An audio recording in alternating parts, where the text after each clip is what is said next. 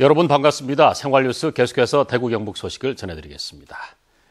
개구리가 겨울잠에서 깨어난다는 경칩인 오늘 아침 최저기온은 대구 영하 0.9도, 안동 영하 4.9, 구미 영하 3.9도 등으로 다소 쌀쌀했습니다. 하지만 낮부터 추위가 풀려 대구의 낮 최고 기온이 11도, 경북은 7에서 12도까지 오르겠습니다. 주말인 내일과 휴일인 모레는 대구의 낮 기온이 15도까지 올라 포근한 봄 날씨를 보이겠지만 일교차가 커 건강관리에 주의가 필요합니다. 지난 2007년부터 전국의 국립과 도립공원이 입장료를 받지 않고 있는데요. 주황산 입구에 있는 사찰이 문화재 구역인 사찰 땅을 지난다는 이유로 수십 년째 입장료를 받아 논란이 되고 있습니다. 엄지원 기자가 보도합니다. 이름난 단풍 여행지로 한 해 100만 명 이상이 찾는 청송 주황산. 하지만 무작정 입구를 통과했다간 사찰 직원에게 잡히기 일쑤입니다. 입장료를 내라는 겁니다. 2,800원이요. 왜 받는 거예요? 문화재 구역 관람료입니다. 안 내면 못 들어가는 거예요, 그럼? 그렇죠. 국립공원 안에 있는 대전사는 등산객들이 사찰 소유의 문화재 구역을 지난다는 이유로 공원 입구에 매표소를 설치해 통행료를 받고 있습니다. 이 절은 국가지정 보물 한 점을 보유해 문화재 구역으로 지정됐습니다. 나머지는 도지정 문화재 자료들입니다. 이 절은 주황산 국립공원 지정 이전부터 40년이 넘게 입장료를 징수해왔는데 지난해만 8억이 넘는 수익을 올렸습니다. 사찰 땅을 지날 뿐인데 강제 징수되는 요금에 등산객들은 얼굴을 붉힙니다. 등산 목적으로 온 사람들은 굳이 거기를 거치지 않고선 가야 되는 그런 바쁜 일정이에요. 솔직히 지금 주차 입장료 받죠. 국립공원 관람료 받지. 형평성이 어긋나다고 봅니다. 상인들도 집단적으로 반발하고 있습니다. 입장료 시비에 탐방객 상당수가 발길을 돌려 영업의 직격탄을 맞고 있다는 것. 기분 좋게 들어가지고 자연경관을 보고 내려가면 되는데 여기에 이 입장료 때문에 그 단체성으로 오는 분들이나 모든 그 탐방객들이 이 지역에 이용 안 하기 운동을 이미 오래전부터 그래 하고 있기 때문에 이렇듯 지역 주민을 중심으로 오랜 민원이 폭발하고 있지만 사찰 측은 입장료 징수가 당연하다는 입장.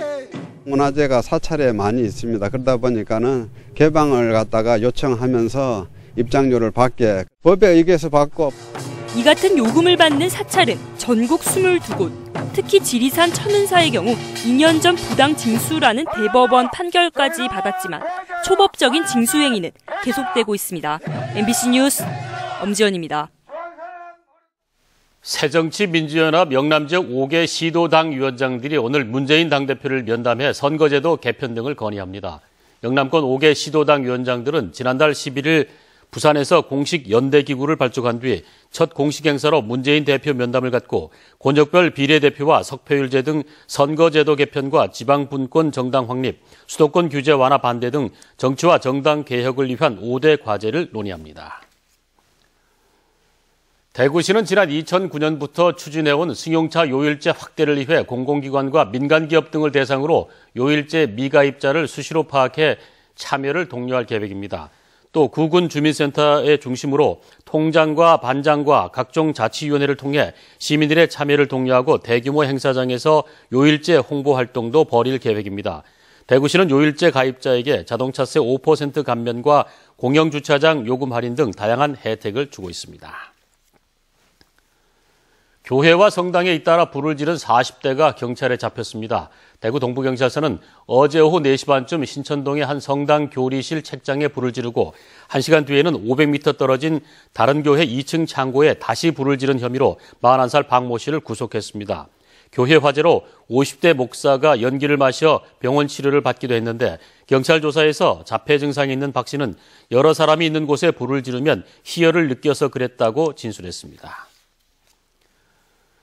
구미시는 본격적인 미나리 출하철을 맞아 구평동과 해평면 등 5개 면동 지역 미나리 재배 농가에서 신고하지 않고 식품 영업 행위를 한 10개 농가를 경찰에 고발했습니다. 구미시는 이 농가에서 지하수를 사용해 영업을 해 식중독 발생 우려가 높고 비닐하우스에서 영업 행위를 해 화재 발생 가능성도 높다며 지속적인 단속에 나설 것이라고 밝혔습니다.